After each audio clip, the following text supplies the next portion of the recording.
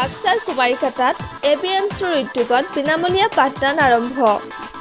Corona মহামাৰীৰ ফলত বৰ্তমান লকডাউন চলি আছে।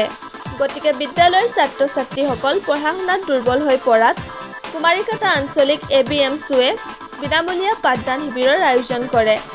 কুমাৰীঘাটা আঞ্চলিক ABMCৰ সভাপতি বুবুল আলীয়ে জানিব দিয়া মতে, কুমাৰীঘাটা অঞ্চলৰ দৰিদ্ৰ পৰিয়ালৰ প্ৰায় 700 জন ছাত্ৰ-ছাত্ৰীক বিনামূলীয়া পাঠদান আৰম্ভ কৰে।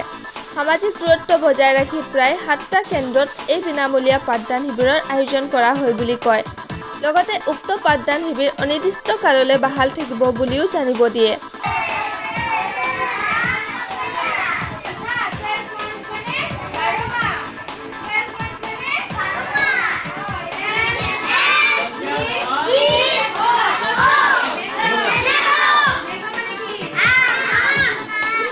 ছাত্ৰ সন্থা কুমাৰীঘাটা আঞ্চলিক ABMCৰ উদ্যোগত আমাৰ কুমাৰীঘাটা আঞ্চলিক ABMCৰ অন্তৰ্গত বিভিন্ন সহা সমিতিৰ সহযোগত ইতিমধ্যে আমি প্ৰতিটো গাঁৱতে দৰিদ্ৰ পৰিয়ালৰ যিখিনি ল'ৰা ছোৱালী আছে, বৰ্তমান লকডাউনৰ ফলত যিহেতু ল'ৰা ছোৱালীবিলাক ঘৰতে বহি আছে, শিক্ষাদান কৰিব পৰা নাই, বিভিন্নজন ল'ৰা ছোৱালী যিহেতু এণ্ড্ৰইড মোবাইল নথকাৰ ফলত তেখেতসকলে চৰকাৰে যিটো শিক্ষাদান আৰম্ভ কৰিছে, শিক্ষা পাঠদান আৰম্ভ কৰিছে, এইখিনিৰ পৰা বিৰত আছে।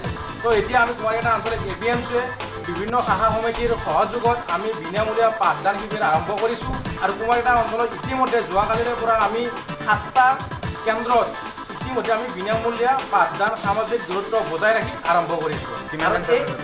আমি প্ৰতিটো চেণ্টাৰতে ক'ৰবাত 100 জন, ক'ৰবাত 50 জন, ক'ৰবাত 150 জন, মুঠ আমি টোটেল যদি ক'বলৈ যাওঁ তেতিয়াহ'লে আমি 7টা কেন্দ্ৰত ইতিমধ্যে আমি 700ৰো অধিক ল'ৰা ছোৱালী বাক্সাৰ পৰা ধীৰাজ উপাধ্যায়ৰ ৰিপৰ্ট, বাক্সা লাইভ।